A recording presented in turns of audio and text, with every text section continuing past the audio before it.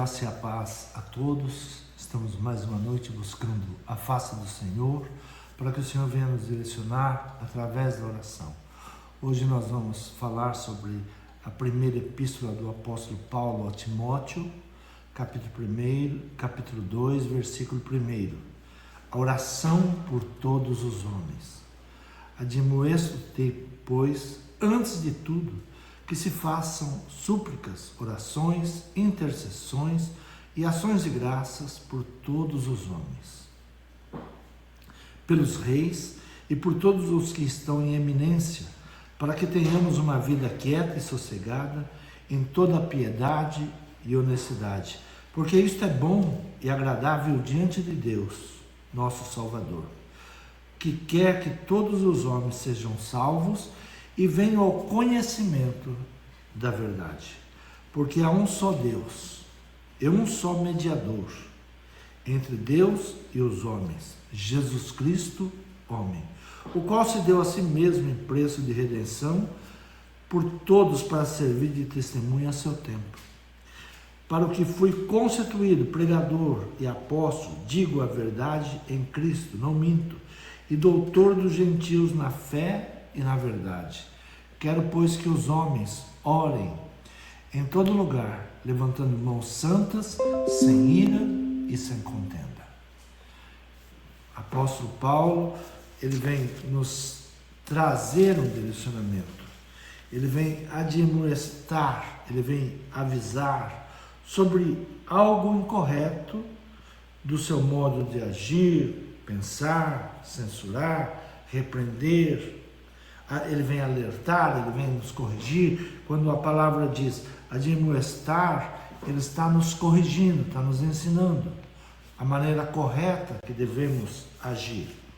Então, Paulo, ele nos chama a compromissos, e nós podemos ter compromissos criativos ou compromissos destrutivos. Um dos grandes dilemas que encontramos hoje, que enfrentamos hoje, o compromisso que temos como cristão. O compromisso que temos como cristão. Jesus enfatiza que somos sal da terra e luz do mundo. Quem somos nós? Sal da terra e luz para o mundo. Temos um compromisso de cura, de liberdade, de libertação para o mundo em qual nós vivemos. Se a igreja não orar, o mundo ele se perde, se apodrece. Então nós temos um compromisso. E nesse compromisso, o apóstolo Paulo, ele nos chama a atenção para como devemos agir. Porém, um grande desafio na vida do cristão é não ser parte do compromisso destrutivo. Se nós não cuidarmos, nós seremos destrutivos ao invés de construirmos. O apóstolo Paulo envia a carta a Timóteo, trazendo um compromisso de oração por todos os homens. Oração por todos os homens. E ele diz, admoesto-te, olha, eu te chamo a atenção sobre isso. Ele está dizendo, preste atenção sobre isso, o compromisso que vocês têm, como vocês devem agir. E ele diz, pois antes de tudo, antes de qualquer coisa, nós devemos nos aprender ao compromisso que nós temos como cristão. A oração de um justo tem muito em seus efeitos e nós temos que acordar para isso. Que se façam súplicas, orações, intercessões e ações de graças por todos os homens. Admoesto-te, pois, antes de tudo, ele diz, antes de qualquer coisa, que se façam súplicas, orações, intercessões e ações de graças por todos os homens. Aí ele vai nomeando cada pessoa. Ele diz, pelos reis e por todos os que estão em eminência, para que tenhamos uma vida quieta e sossegada em toda piedade e honestidade. Façam isso para que tenhamos uma vida quieta e sossegada. Se nós estamos em uma nação e essa nação vive em contendas, vive em intrigas e guerra entre irmãos, não teremos uma vida sossegada, não teremos uma vida de paz, não teremos uma vida de piedade e de honestidade. Então ele nos chama para pensar sobre isso, pois antes de tudo, que se façam súplicas, orações, intercessões e ações de graça por todos os homens, pelos reis, por todos os que estão em iminência, para que tenhamos uma vida quieta e sossegada em toda piedade e honestidade. Então, qual é o compromisso da igreja? Qual é o compromisso de um cristão? É orar. É um compromisso de construir e não de dividir e não de destruir. Então, o chamado para a igreja é orar, orar pelos reis, orar pelos nossos governantes, orar por aqueles que estão em evidência. Versículo 3 diz assim: porque isto é bom e agradável diante de Deus nosso Salvador. Por que fazer isso? Primeiro, para que tenhamos uma vida quieta e sossegada em toda piedade e honestidade. E ele ressalta dizendo: porque isto é bom e agradável diante de Deus nosso Salvador. Devemos fazer isso para que tenhamos uma vida quieta e sossegada e agradar ao nosso Senhor, que quer que todos os homens sejam salvos e venham ao conhecimento da verdade. A palavra diz que pela falta da verdade, pela falta do conhecimento, o povo sofre. Estamos vivendo uma nação sem conhecimento, sem a verdade, e a nação está entrando em crise e em sofrimento. Mas nós temos um chamado, e esse chamado é oração por todos os homens. Não é pelas pessoas que eu gosto, não é pelas pessoas que são da minha ideologia, do meu partido, não. É por todos, porque Deus quer trazer a verdade para todos. E nós devemos entrar em oração por essa nação. Entrar em oração para que a contenda se cesse, para que o Senhor possa fazer exatamente aquilo que Ele quer fazer. Qual é a vontade? Quer que todos os homens sejam salvos e venham ao conhecimento da verdade. Então nós somos chamados ao compromisso. E é isto que Paulo está escrevendo a Timóteo para que ele repasse a todos. Olha, admoesto-te, pois, antes de tudo, antes de qualquer coisa, vocês devem saber que a sua oração tem um compromisso para construir e não para destruir. Porque há um só Deus e um só mediador entre Deus e os homens, Jesus Cristo, o homem. Jesus Cristo se fez homem para entender o sofrimento do homem, a necessidade do homem. Deus se faz homem, ele veio viver como homem para poder ser intercessor do homem, para saber as lutas do homem, como o homem sofre, como o homem luta. Então ele é o nosso intercessor. Ele veio para saber qual era a nossa dor, quais eram as nossas guerras, as nossas contendas. E o apóstolo Paulo diz: para o que fui constituído pregador e apóstolo, digo a verdade em Cristo, não minto, doutor dos gentios, na fé e na verdade. Ele é doutor dos gentios, daqueles que não eram e foram chamados, somos nós. E ele então se posicionou por nós, quando a palavra diz oração por todos os homens. O povo de Deus, escolhido, separado, na sua vaidade, eles guardaram só para eles e pensaram: Deus é só nosso. Mas o Senhor quer que todos os homens sejam salvos. Nós não podemos hoje fazer contendas, divisões, separações, pensando: eu sou escolhido, Deus não quer aquele, Deus não quer fulano. Deus quer que pela nossa oração eles sejam alcançados.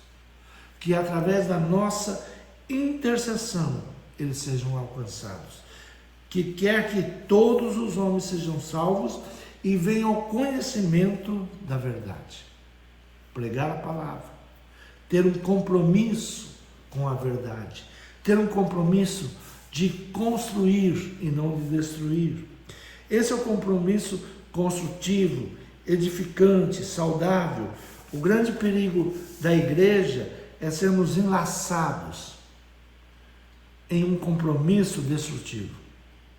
Quando paramos de clamar, de orar por todos os homens, quando começamos a fazer acepções de pessoas, quando começamos a permitir um espírito de contendas, um espírito de separação, de divisões, e nós então estamos em um compromisso destrutivo e não um compromisso construtivo. Tomamos partido carnal, entramos em contendas e divisões e paramos de clamar. Quando nós paramos de clamar, nós começamos a sofrer exatamente as consequências. Admoesto-te, pois, antes de tudo, que se façam súplicas, orações, intercessões, ações de graças por todos os homens, pelos reis, por todos os que estão em eminência, para quê? Por quê? Por que nos chama para esse compromisso? Porque fazendo isso, nós teremos uma vida quieta e sossegada, em toda piedade e honestidade. Se nós entrarmos em contenda, o inimigo entra destruindo a nossa pátria, entra destruindo a nossa família. Então nós temos que começar a buscar em oração, a buscar, clamar, suplicar para que venha a salvação. Para que tenhamos uma vida quieta e sossegada em toda piedade. Então, necessidade de intercessão, buscando um ambiente de paz e de ordem social. Qual é o compromisso? Compromisso construtivo, de trazer um ambiente, criar um ambiente de paz e ordem social. Quando nós oramos pela nossa casa, quando oramos pelos nossos familiares, nós estamos construindo um ambiente de milagres, um ambiente de paz, um ambiente de alegria. Mas quando entra o espírito de contendas dentro da nossa casa, começa a destruição. E o inimigo, ele se aproveita disso, da falta de entendimento. Então, vamos orar, vamos interceder, vamos clamar por aqueles que estão no governo, clamar para que os juízes tenham juízo, que tenham sabedoria vindo de Deus, que possam julgar com equidade, com sabedoria, sem entrar em partidos ou ser partidário. E no versículo 8 ele diz assim: quero, pois, que os homens orem em todo lugar, levantando mãos santas, sem ira e nem contenda. Que possa levantar as suas mãos, e as suas mãos serem mãos abençoadoras.